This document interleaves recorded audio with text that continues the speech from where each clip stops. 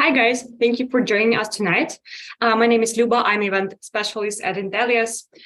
So today we're going to talk about the common misconceptions while handling the side effect in Scala. I hope you will get some great insights, and while others are joining in, I would like to tell you more about our company, about Intellias. So interesting projects, international clients, global representations, 10 development centers. That's what we are about. And today we actually have a lot of possibilities for Scala Engineers. I will leave the link in the chat. If you have an option, if you're interested, please join, check what you, maybe you'll find something interesting for you. Now, just a couple of technical issues. You can leave your questions in the chat and our speaker will answer them during the Q&A session at the end of his presentation. Well, basically, that's it on my side. I would like to introduce our speaker. It's Vadim, Senior Scala Engineer at Intellias. I'm glad you're here today, Vadim. Good luck. And the floor is yours. Thank you. Okay. I hope all of you can see my screen. Yes, we'll begin. As it was mentioned, today's discussion is about handling side effects in Scala. So, talking about the content of the webinar, firstly, we'll talk about side effects and how they influence our applications. Then we'll cover how to handle them gracefully at tangents. After that, step by step, we'll switch to monads, requirements, and laws that bind those requirements. After all of that, we'll talk about monads in Scala and their typical applications. After that, we'll talk about features. And actually, features is a main topic of our today's discussion. We'll talk about why using features is bad, what issues with features are, and how they can be avoided by using libraries such as Cats, Zio, Monix, and Scala Z. So let's jump straight to the topic. What are side effects in general? Side effects are something that can change the usual flow of your code.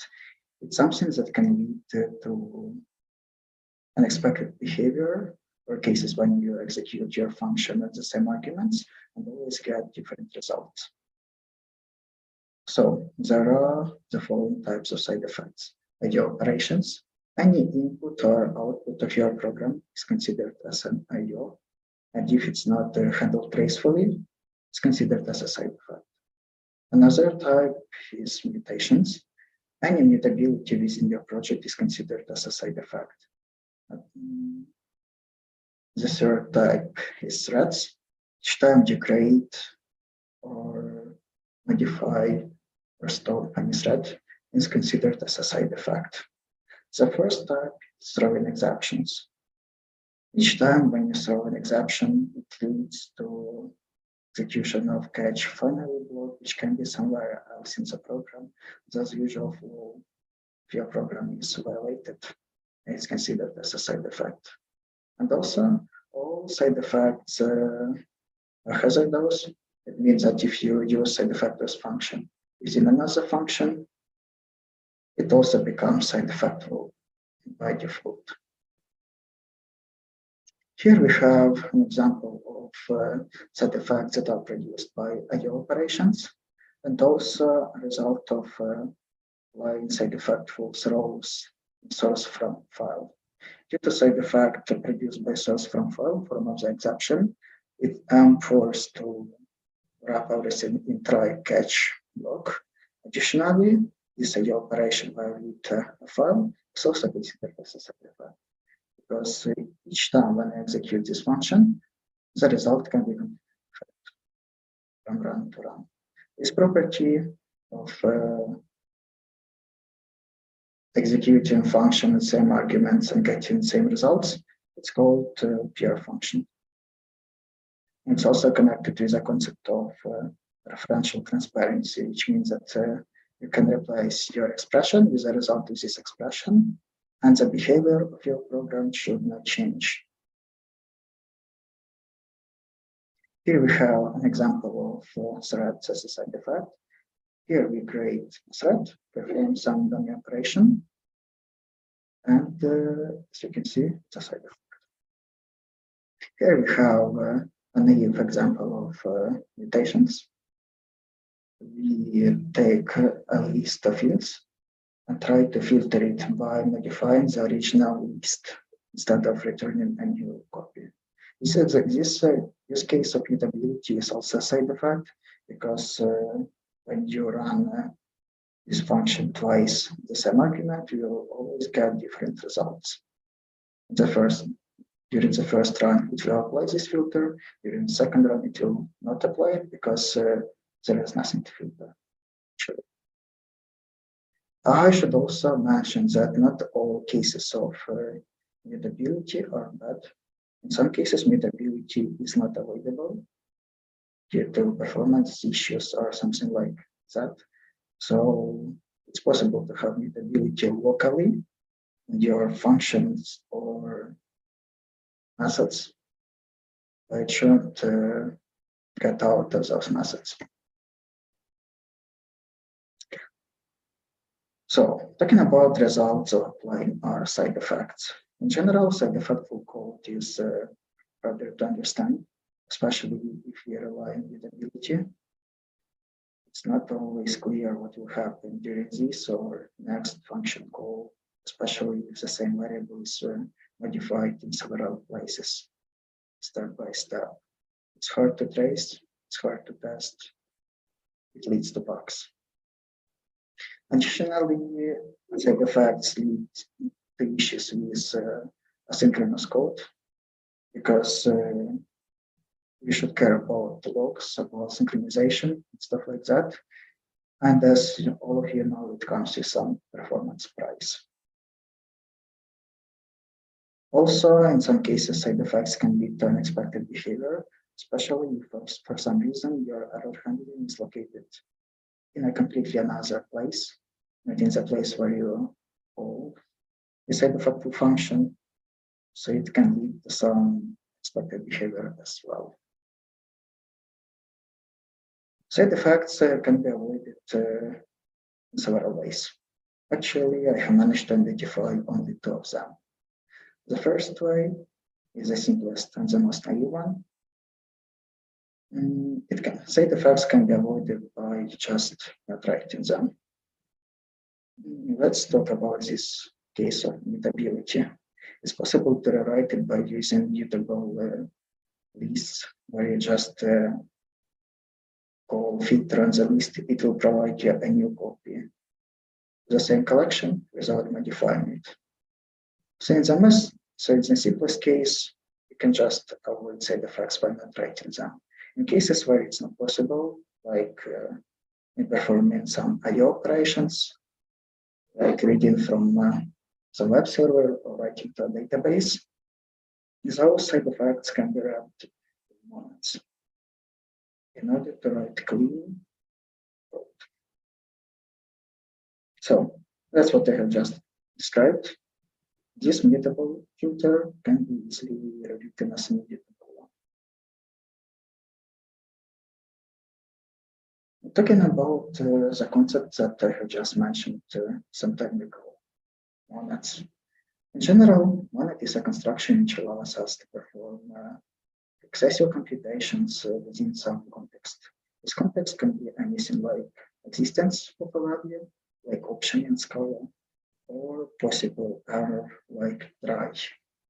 Or it can even work with values that are not even present, like futures. In general, each monad should have two methods that are mandatory for a class to be considered as monad. The first method is a flat map. In general, this method allows us to apply a function to an existing function, which can also return. The second function is named as pure. It allows us to produce monads out of a plain value. Those two methods should follow three monadic laws in order to be considered as valid implementations. The first law is left identity law, second one is right identity law, and the last one is associativity law. First two laws, they just say that when we apply pure to a value, either directly or by flag map, pure should change nothing. It means that pure should not modify our object. Associativity law says that the order of flag maps should not matter. It allows us to perform some optimizations using for comprehension.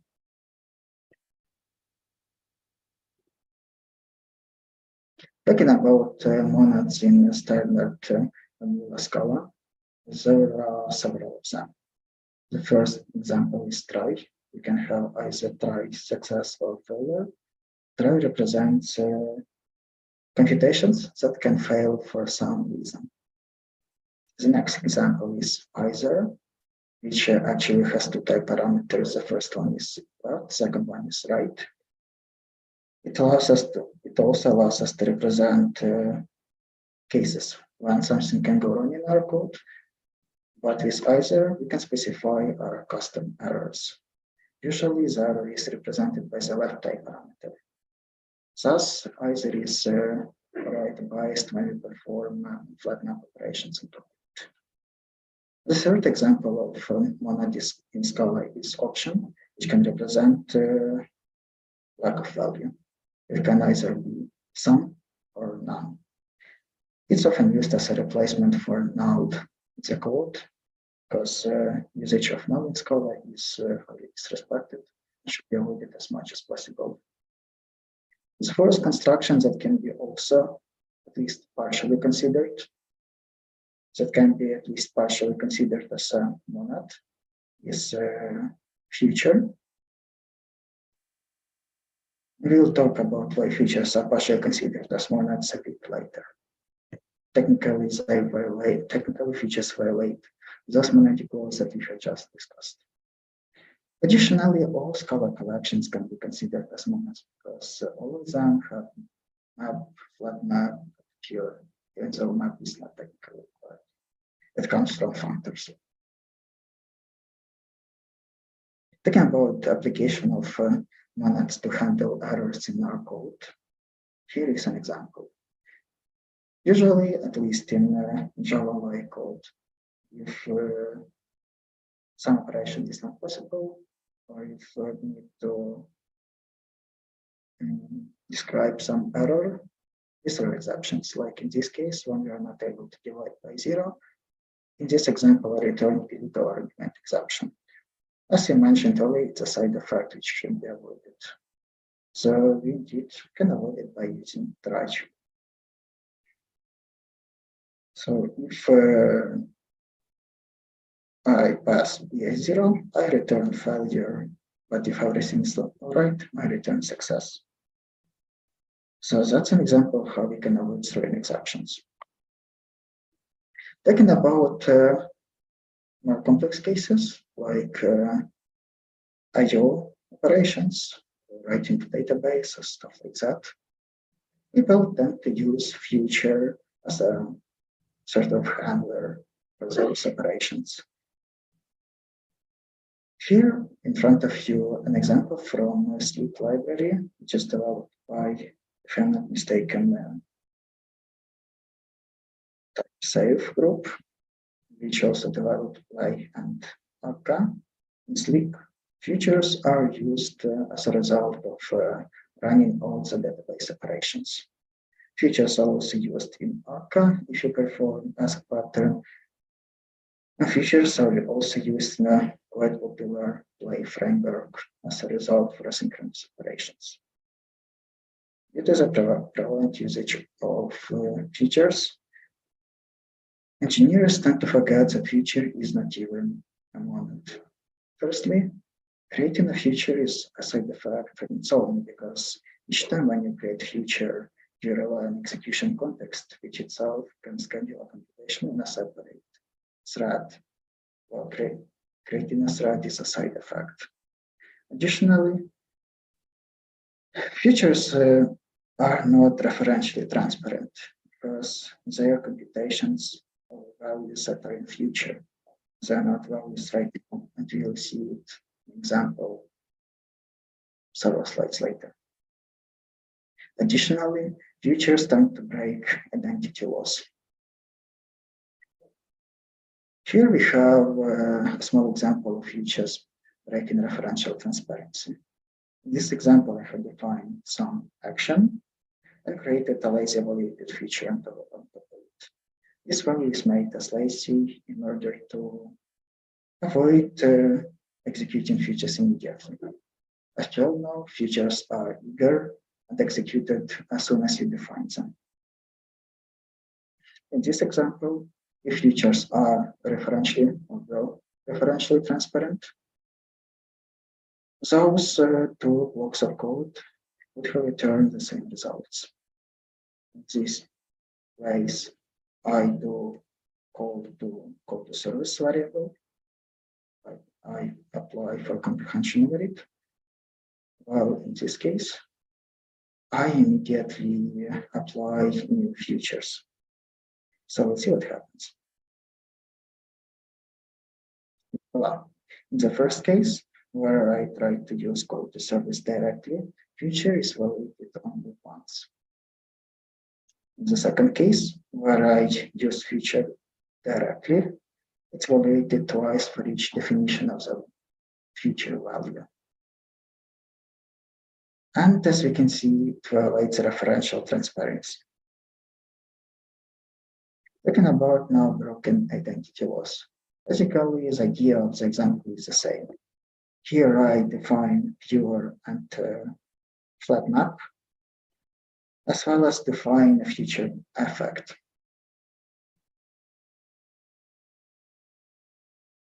So now let's check right identity law. I apply pure by a flat map over some effect. It's a left-hand side. Right-hand side should be our effect directly. So let's see whether they behave the same way. We can also compare them by equals, but in general, it does nothing useful. So it's a kind of bad idea.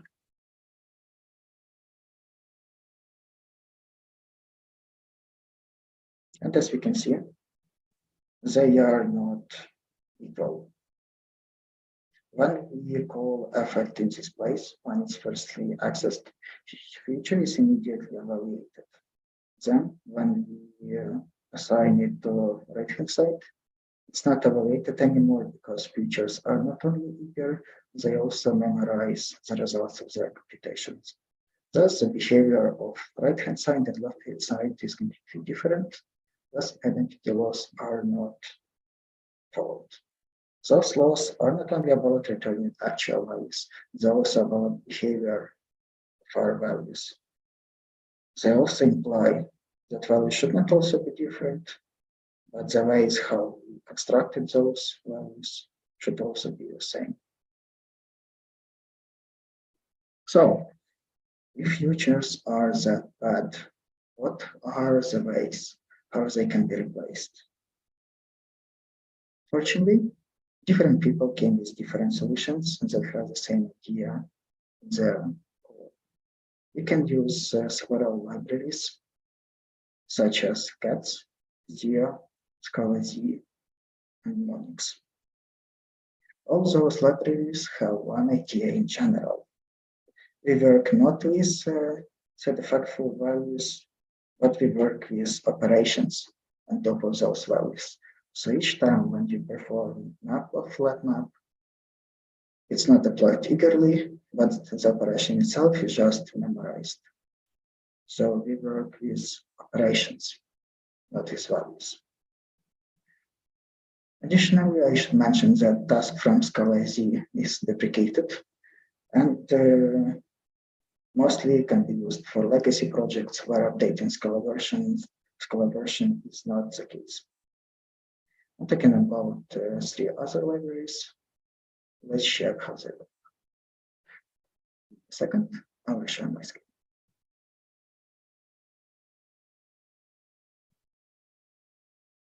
I have created a small project in order to depict you how all those monads work. Thus, I have implemented a small client to a service named as Yelp. Well, is a service which allows you to find businesses in some area. For instance, you can use it to search for restaurants that have some price and a specific search term, and they're open now. Thus, my job client accepts a single type parameter f, which itself should accept another type parameter. It's a partial implementation of tagless final pattern. Ideally, in the real code, we should also have something like monad. It means that we should have an instant implementation of monad for this type parameter. But in this case, I decided to simplify it, so we just have f. Within this abstract help client, I have implemented several assets. The first one is search businesses. The last one is get businesses by ID. And the third one is close client. All of them return some monad f, which is parameterized by the corresponding result. For those API calls, I have also defined some models, which are just JSON parses of the corresponding results. So let's jump to the first implementation, which is implementation produced by or based on features. For the internal implementation of all those lines, I decided to rely on Scala WS standalone library. Scala WS comes from Play framework, but this standalone version of it doesn't rely on Play, but already contains all required tools to work with HTTP calls. So firstly, we create an internal standalone asynchronous client. We define materializers and intersystems in order to it work. To perform our calls, we just apply a set of methods, check what is the result out of the application, and if something goes wrong, we return feature failed. I have also decided to rely on implicit class syntax in order to support the default chaining of methods. So when I have just result, I fold it in order to validate it. And if I have, let's say, some validation exceptions, I return an exception of my own. Otherwise, if everything is all right, I return feature successfully. So let's get back. Get business by ID is defined in the same way. I just perform a call with some HTTP headers, with some application key, and I handle the result in the same way. Only return type is different. When I close client, I just terminate a system and close the actual WS client. And that's how feature client is implemented. Now let's see how the same thing can be done with cats. Cats client is way simpler than features client. Ideally, or it's a good example of how features should be handled in real life, especially if you have, let's say, some existing code base. It should be rewritten from other features to something else. So I have decided to reduce feature client here in order to avoid implementing several things. Again, as you all know, we can inherit behavior either by aggregating a corresponding object or by directly extending it. In this case, the best approach is to just aggregate feature client within its client. Talking about the application of IO monad from feature. In order to transform feature to IO, it's required to perform several calls. The first one is rapid to IO, which actually accepts call by name parameter, thus future is not evaluated immediately. The second call, IO from future, it transforms IO of future to just IO of some value. Cut business by ID and close client is handled in the same way. So in all operations, let's say if you use link or stuff like that, you should immediately wrap future in another value to avoid applying side effects immediately. Monix and zero clients are created in almost the same way. From Monix, it's required to use task defer, which is actually equivalent to apply task and then task from future. All other scenes implemented in the same way. Zero client is not different from the previous two. So when you work with those libraries, there are actually two ways how you can work with them. You can either wrap asynchronous code immediately in them. Yeah, so you can wrap future using IO, or you can apply some synchronous operations and wrap them into your monads as well. While working with these functional libraries, one should pay attention to what they actually require. For instance, cats requires context shift in order to perform basic asynchronous operations. It's important to recognize it because if you go back to my feature client, you'll notice that I already provide execution context. It means that in this case, we create two of them, which can lead to unrequired resource consumption. Should we also watch and care about how we create threads, how we manage them? Because in this case, I might have created two thread pools.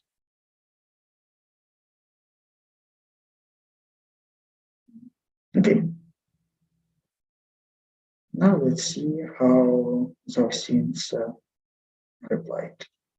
The main idea of this example is just to show you that when we use feature like here, feature is applied or created immediately. You'll notice that by those printlns. But when we work with zero, cats, or Monix, they're actually operations in top of some value. Thus, they are not applied immediately. And because of that, they maintain referential transparency, they remain function purity, and lead to good functional code.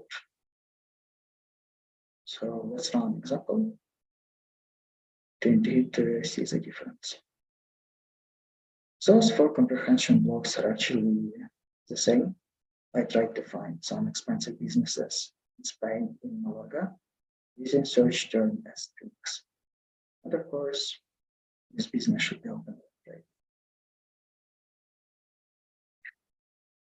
And let's see what we have.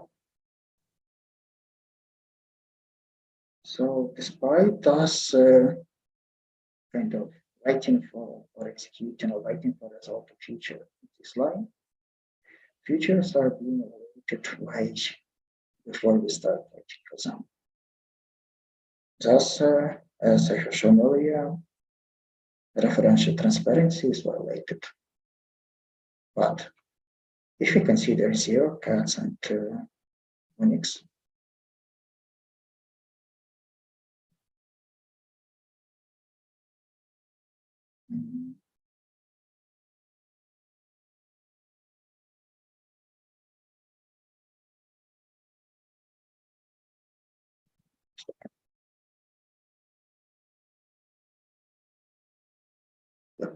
but if we check operations for features, we might notice that in case of cats, Monix, and stuff like that, all those operations are being executed only in this place when we actually perform them.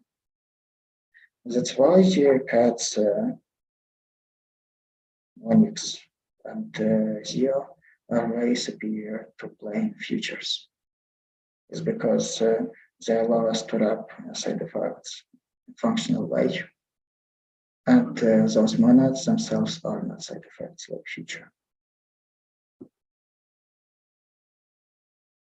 So let me get back to the presentation itself. I'm sure. In general, what we discussed during this webinar is that side effects pose huge danger to any project, especially when they are not tracked. Some side effects can be easily avoidable, like throwing exceptions or mutability. Another outcome is that features, even though they are widely used, is not the best tool to handle side effects, just because they are not completely functional constructions. But there are several tools which allow us to avoid features like cats, Onyx, and SEO. I guess that's all from my side. Now I'm more than willing to answer your questions.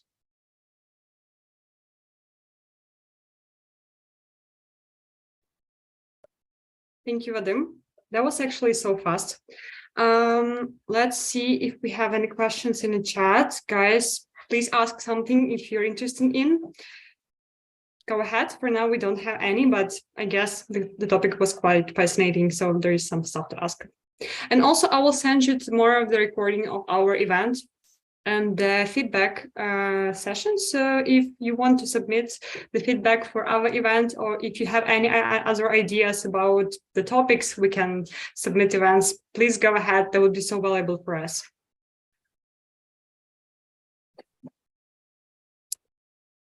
Oh yeah, we have one question. I will send it to the chat. Vadim, please have a look. That would be better.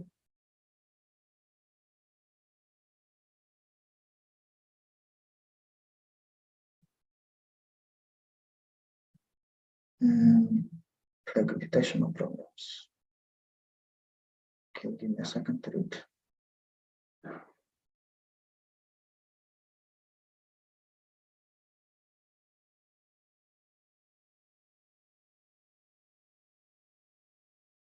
When we talk about cases when we use, well, in my example, I use features to just show how one can easily revert from features to anything more useful.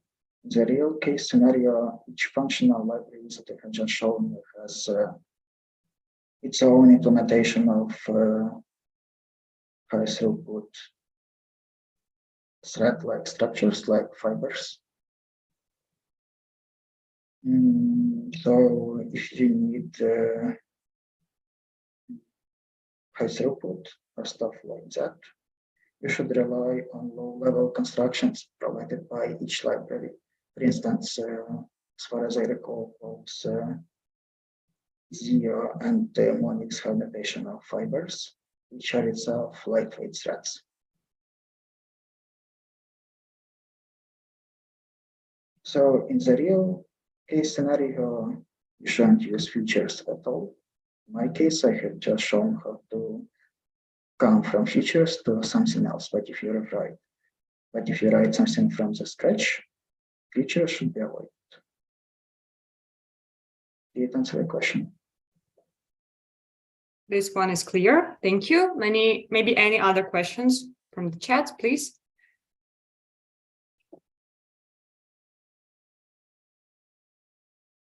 I guess not for now. Probably you covered everything during the presentation, which is great.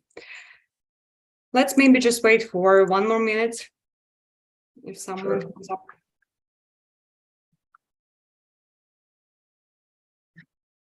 Unfortunately, I noticed your message about being also loud.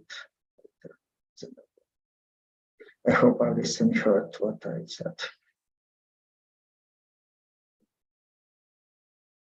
Well, Nothing new. So anyway, Vadim, thank you so much for such a great presentation. I hope it was really deep for our audience and they got a lot of new insights. And if you will get any other questions on the way, just don't please hesitate to, oh yeah, we have something. I will just send it to the chat as we're still here. In case when you work with sleep, I think it's unavoidable because as far as I recall, sleep does not provide any way how you can return or get missing exact future. So in case of sleep library, I think you can follow my example because it's quite possible to reuse the same thread pool, like you can reuse thread pool from context shift in order to use it with execution context that is required for sleep. So in case of sleep, you need to follow my example. Yes, in some cases it's totally unavoidable, but on the bright side, there are other libraries like Ruby, which are not as sophisticated as sleep, but for instance, Ruby allows you to work with cats IO directly without relying on features. So if you want something completely functional, then just don't use sleep, use Ruby. Ruby can be quite complicated at the first glance. It's also quite powerful library.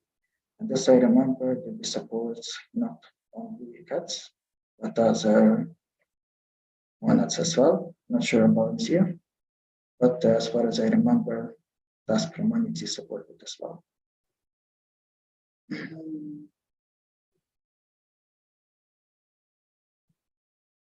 Thinking about the second question about other benefits of monads, exact the invocation. The first advantage is that monads are purely functional. So if you want to stick to one paradigm or paradigm functional programming, monads is your best choice. Additionally, several implementations, in some cases, Ratio, as far as I recall, also those monads, they allow you, in some cases, to interrupt the execution of your computation. Features, as I remember, don't allow you to stop it. You get the evaluation immediately, and it's not stoppable. Other monads allow you to stop it under some conditions.